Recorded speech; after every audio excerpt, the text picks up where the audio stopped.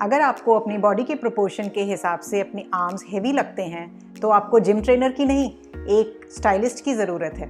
आप अपने क्लोथ्स को सेलेक्ट करने के समय कुछ बातों को ध्यान में रखें तो आप अपने आर्म्स को थिन अपीयरेंस दे सकते हैं। आज मैं आपको बताने वाली हूँ 5 tips to make your arms look thinner. हम अपने कपड़ों में जैसे कुर्ते में या फिर ब्लाउजेज़ में कई बार हम बॉर्डर्स लगवा लेते हैं या फिर हेवी एम्ब्रॉयडरी करवा लेते हैं। मेरा एडवाइस ये है कि हमें ये अवॉइड करना चाहिए, क्योंकि जब हम बॉर्डर्स लगवाते हैं तो ये हमारे आर्म को हॉरिजॉन्टली कट करता है और कट करने की वजह से हमारे आर्म्स छोटे लगते हैं और मोटे लगते हैं।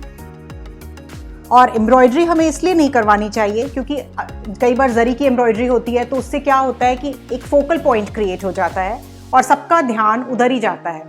तो अटेंशन को डाइवर्ट करने के लिए हमें एम्ब्रॉयडरी या तो नेक में करवानी चाहिए या फिर बैक में करवानी चाहिए।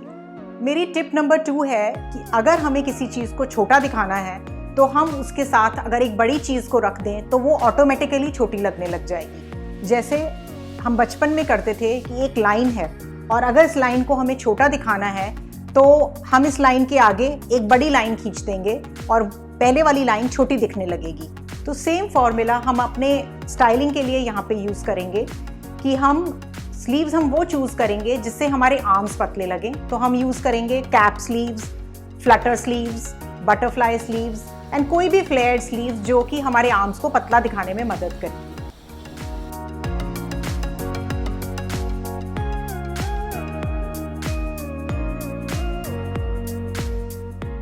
थर्ड टिप मेरी होगी आपकी स्लीव हेम के बारे में। स्लीव हेम वो होती है जहाँ पर स्लीव ख़त्म होती है। तो आपकी स्लीव हेम इतनी होनी चाहिए कि वो आपके वाइडेस्ट पार्ट को कवर कर सके और वहाँ पे ख़त्म ना हो। मेरे हिसाब से 3/4 स्लीव बेस्ट स्लीव होती है, बिकॉज़ ये आपके वाइडेस्ट पार्ट को कवर करती है और ये जहाँ पे ख़त्म होती है वो आपका थिनेस्ट पार्ट होता है हैंड का, एंड ये आपको एक लेंथ का इल्यूजन देती है और हाइट को बढ़ाने के लिए भी काम में आती है। ये आपको टॉल दिखाने में मदद करती है। मेरी नेक्स्ट टिप हमारी स्लीव्स की फिटिंग और आर्म होल के बारे में है कि हमारी स्लीव्स की फिटिंग अच्छी होनी चाहिए और हमारा आर्म होल ड्रूपी नहीं होना चाहिए। आर्म होल ड्रूपी से मेरा मतलब है कि हमारा आर्म होल हमेशा शोल्डर बोन के ऊपर से जाना चाहिए, जिससे कि आपके आर्म्स हमेशा फिटेड लगें।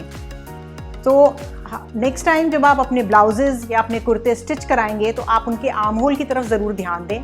अगर हमारा आर्म होल सही जगह पे नहीं होता है तो हमारे स्लीव्स में हमेशा सिलवटें होती हैं और उससे हमारे आर्म्स मोटे लगते हैं। नेक्स्ट टिप में मैं आपको बताऊंगी कि हमें अपने ड्रेसेस को एक्सेसराइज कैसे करना चाहिए, हमें अपने आर्म्स में कौन सी एक्सेसरीज यूज़ करनी चाहिए और कौन सी नहीं पहननी चाहिए। हमें हमेशा थिन बैंगल्स और थिन ब्रेसलेट्स पहनने चाहिए।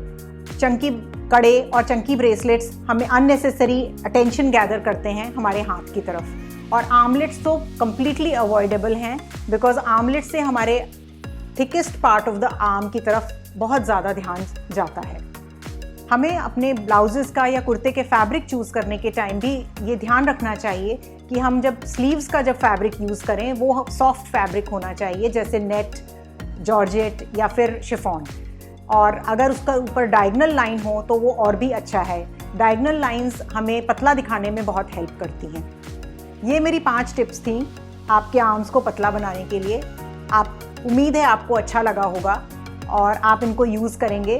और प्लीज़ कमेंट में ये ज़रूर लिखकर भेजिए कि आप इस और क्या जानना चाहते हैं और क्या किस बारे में पता करना चाहते हैं मेरे से। So please do like, share and subscribe. Thank you, bye bye, happy dressing.